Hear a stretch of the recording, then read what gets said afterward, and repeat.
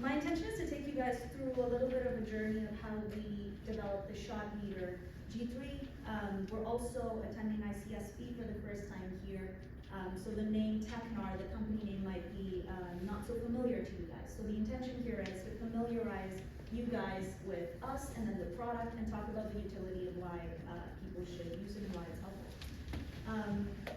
I want to start out with like the main value prop. So it stems from, imagine you're a peen shop, right? And you're peening a bunch of parts and everything's going well, and a few hours later the intensity results come in and you find out that the intensity was off. And now we're in a bit of a panic because we're looking for answers. Why did it happen? Perhaps there's rework involved. Worst case scenario, we're scrapping some parts. It's a difficult situation to be in, and that was the exact problem that we set out on our journey to solve. So that's the story that we were trying to change, essentially. My name is Wania Jibran, and I'll take you through how the use of the Shotmeter is introducing some real-time control into the peening process itself. All right, so Tecnar. Quickly on Tecnar, won't take too long. Tecnar is a company based out of Montreal, Canada. It came up as a spin-off from the National Research Council of Canada. So it was founded on the principle of using cutting-edge research coming out of the NRC for us and turning it into robust products that are meant for the market. So the idea was create simple products, but products that are robust, and hopefully both research and the production environment get to use the products. The business is quite diversified. I'll be talking about just our spray sensor business today and the Shotmeter in particular, but over the years, Tecnar has been around since 1989, so 3 decades of experience has built a good relationship with the customer base that has helped us evolve our products over time. So the spray sensors division is where we operate, and the spray sensor division, we work primarily with in-flight particle diagnostics. So whether that is coating gas turbines with a thermal spray coating like an HVOF coating or a plasma coating, or doing cold spray for defense applications, or doing peening here for aerospace applications, as you guys are probably more familiar with. We do diagnostics for all of those processes. We're a prominent presence in the thermal spray business because we're the makers of the GPD Evolution in-flight particle sensor. That is kind of the state of the art with diagnostics for research, as good as it really gets because it gives you individual particle data. But then we ventured into production sensors. So as you see on the screen here, the Accura Spray series is meant for thermal spray, cold spray. Particular to you guys, we create the Shotmeter G3, which is meant to be a production tool for shot peening applications for process control. We're also big believers in good software at Tecnar, so working alongside our thermal spray and peening customers, we've created a software called the Accura Spray Hub. The idea there is you're collecting a lot of data with our products and yourself as well with your input parameters into your peening equipment, as well as your metallurgical analysis that you will inevitably run on these samples. You can put it all together and let the software do some heavy work for you and narrow your process windows, give you predictive maintenance suggestions as well. So that intelligence we're trying to build in as well. So, and this will be the last of me talking about Tecnar and us. What we do best is 2 things here. We create products that are simple, that are easy to use. Operators are not going to want complicated products here. And the second thing that we do really well is we have a reputation in the surface technology industry for being the best in class at product integration. So the video that you see on the screen is our product embedded into a plasma booth that is doing cylinder bore coatings. But the idea is we want to collaborate with OEMs and build our product in a way, integrate a product in a way that when integrated into an OEM equipment feels seamless and feels native. So that's the idea, and we invest a lot of our energy and our work to make sure we get that seamless integration with customers. We've been everywhere in the past 12 years. The purpose of this slide is to show you that we're working with a lot of customers, and we want to continue to work with more, and OEMs in particular here. All right, let's talk about what the Shotmeter is and how is it helpful. The uncomfortable truth is that you don't, at most peening shops, you don't really know what's happening during the actual peening. You prep the machine, you check the intensity before starting with your almond strips, you are confident that your equipment's working as expected, and then you start peening that entire lot. Well, what happens in between that lot as you're swapping out the parts and peening the next thing? We're blind to that process at the time. And because we're blind, if process drift creeps in, you can really see things spiraling there. And if the process goes out of spec as in between the parts, you can easily start to lose a lot of money, because if you're peening parts that are valuable, let's say you're peening a part that's $10,000, for example, things can become very expensive very quickly because you're blind and you're going to continue to peen that entire lot without verifying anything with it. So this gap is what we wanted to do. The challenge was clear for us that almond strips are a great way to get intensity measurements, but they are a snapshot in time. So it's telling you what has happened in that particular moment. We wanted to address that gap and essentially give you eyes into the process, avoid the costs of spiraling for when you're blind in the process. So that's why we made the Shotmeter G3. The Shotmeter G3 was made in 2007.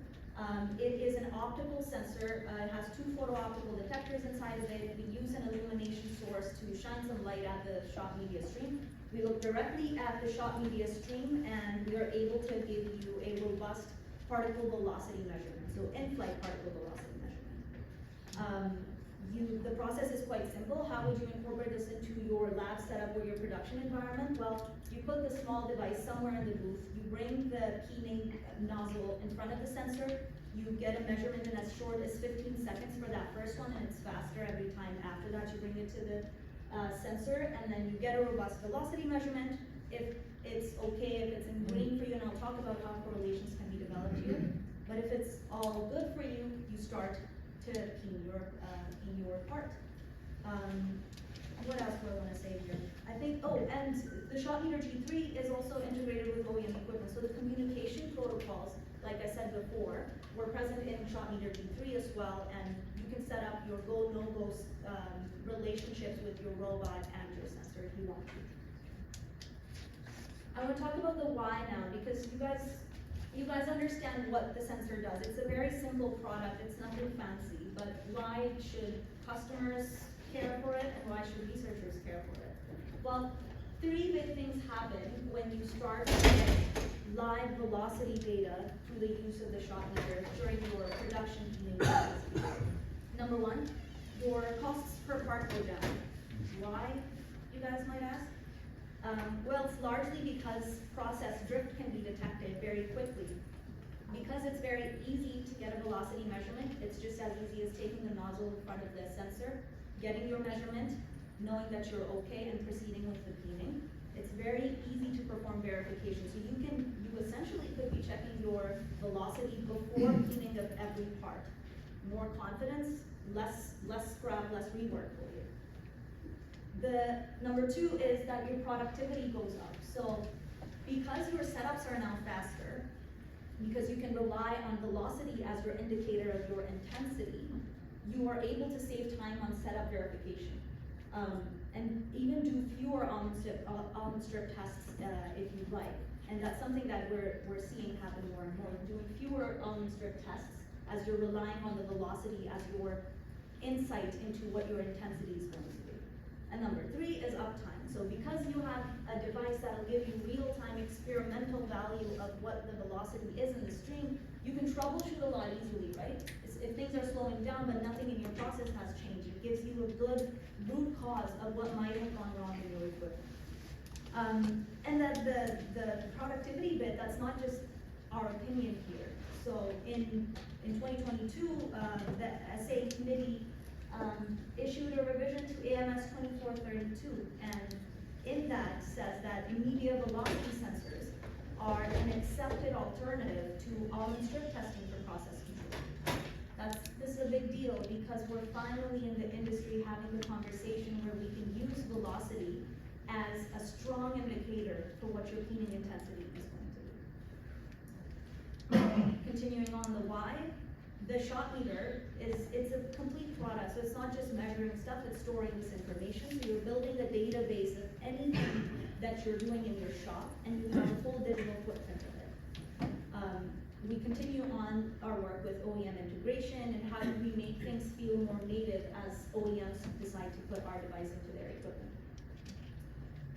A little bit of the before and after, and a little bit about what the correlation aspect might look like when you start using the shot meter for process qualification and then also process verification in production. So traditionally, you would, for a particular process qualification, you would spend some hours generating your saturation curve through almond strips. You would then lock in your golden process, and then that's your process. If anything changes in the equipment, or like, let's say you use a different nozzle, well, you have to redo that entire process. With the shot meter, things change a little bit. So when you're developing and locking your process in, you're going to perform a one-time correlation, which is you're going to develop your saturation curve as you would anyway, and you would use the shot meter to build your velocity data in correlation with your intensity data. What this does is velocity becomes a direct indicator of how intensity might be changing in real time. And here's the other benefit. If your equipment does change, so let's say you do have a different nozzle that you're using now than you used for your process qualification, well, your process qualification can still hold, because if your velocity is matching, you're spraying with the same intensity. It saves a lot of time in that regard, in that aspect as well. Sorry, I'm going a little fast. I think I'm speaking really quickly. I was moving on. Yeah, okay, sounds good. I want to contextualize, well, what does that mean, right? I've talked a lot about there's a bunch of savings here and there, and you can save a lot of time, but I want to contextualize it for you guys, and what is it really that we are saving for customers here, for your customers essentially. This example comes from a job shop that we have of someone who does aerospace parts. This particular shop, they're spraying about 1,200 units of turbine blades, roughly around. It's usually 10 to 18K worth of parts. So every single part, that's what it costs. The really interesting metric for me was for that particular shop, their scrap rate was 2% before they started using the shop meter. So in a year, they're doing 1,200 parts. While they're losing 24 of those parts, they're having to rework that. They purchased the shop meter, they incorporated it, and they did the work to include it as part of their standard operating procedures. And they saw their scrap rate go down by 70%. That's significant. They also saw that their setup times went down from 45 minutes per lot. So I'm verifying my setup for every lot. Takes them a minimum of 45 minutes. Goes down to 10 minutes, under 10 minutes if that, because you're using your velocity sensor and not necessarily relying on the almond strips so frequently.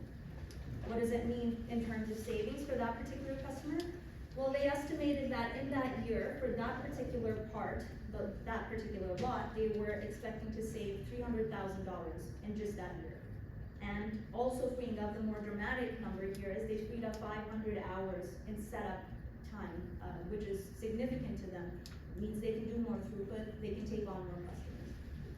And lastly, for those who care, that makes for a very compelling ROI, which is under a month for this sensor, which is also intentional.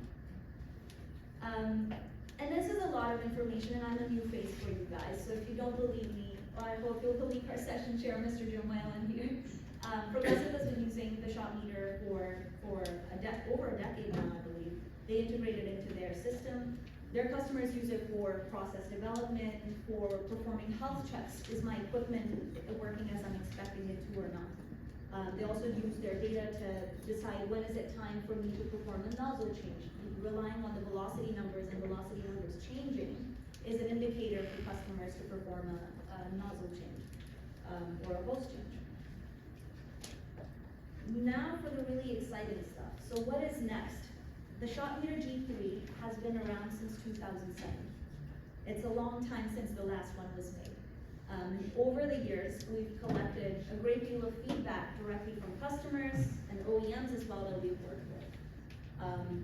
Good feedback, bad feedback, really everything that potentially they wanted more of or needed improved, we took that away. and I'm excited to share with you guys, because this is the first time that we're talking about it, is that at Tecnar we're working on the next generation of the Shotmeter. It was due for next generation, and we're taking from the success of our Accurate Spray product, which has seen some advancements in the past 5 years that have been received very well by the community. Well, how is this new Shotmeter 4.0 going to be pushing the envelope, you guys might be thinking? We've changed the sensor a little bit so that we get you better reliability across a wider range of media. So your reflective media, your not so reflective media, media that might be irregular in shape. We're making changes in how we do the computational velocity to improve on that. We're also going to include a relative feed rate measurement that is optical. It's not the one that you're getting from your flow meter, but it's optical. It's helpful to see that as a quick check of things. Velocity and flow rate are both very important for intensity through physics, so that's something that we are prioritizing. And very exciting, and I have a cool example of what our new UI is going to look like to share with you. We're also going to include a built-in camera into the Shotmeter 4.0. The camera is helpful because it allows you to make sure that you're positioning your nozzle correctly. It also, and the hope for us is we're going to be able to give you plume geometry calculations. So your plume angle, plume width. We do this very easily in our thermal spray and cold spray products. We want to bring that to the peening world as well. And so I'm really excited about that. Yeah, and this is my last slide. So the message that I want you guys to take away is velocity is a very strong indicator of intensity. Tecnar has also been making the Shotmeter for many years, and the use of the Shotmeter is established that this is a sensor that's meant for production use, not just research. We have this misnomer that sensors are meant for research only. That's not the case, and we've been pushing the envelope on that. The last thing, and this is the message I really want you guys to take away, is that we're open to working with all OEMs, users, really everybody to collaborate and improve your guys' processes and products, become embedded, and offer our users eventually a more seamless, more integrated solution. I invite you guys to come see the Shotmeter live in action later today at the MMRL lab demo. You'll see our sensor being used with the progressive equipment integrated real nice as it cleans the roll choice part. With that, thank you very much for listening, everybody.